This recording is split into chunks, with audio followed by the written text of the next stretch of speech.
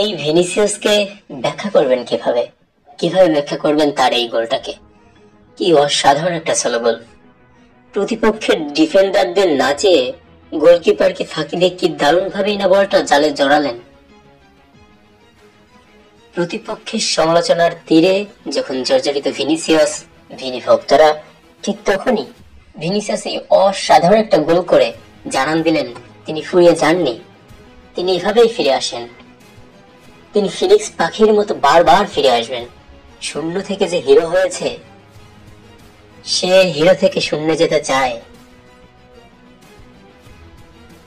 Madrid কাল পুরোটাই খাপছাড়া খেলা খেলেছে। সান্তিয়াগো বার্নাবিউতে এমন খেলা ভক্তকুল মেনে নিতে পারেনি। তাই তো মাদ্রিদ সমর্থকরা স্টেডিয়ামে বসে সিটি বাঁশি বাজিয়ে তার প্রতিবাদ করেছেন। কিন্তু একজন প্লেয়ার ছিল অপ্রতিরোধ, তিনি ভিনিসিয়াস জুনিয়র।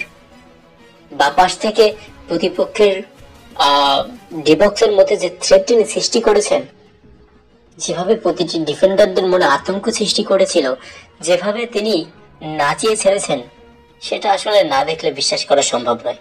গোলটা কি দেখেন, এই গোলের ব্যাখ্যা এক ভিনিসিয়াস দিতে পারবে। আমি সত্যি অভিভূত। কেমন লেগেছে আপনাদের এই গোলটা?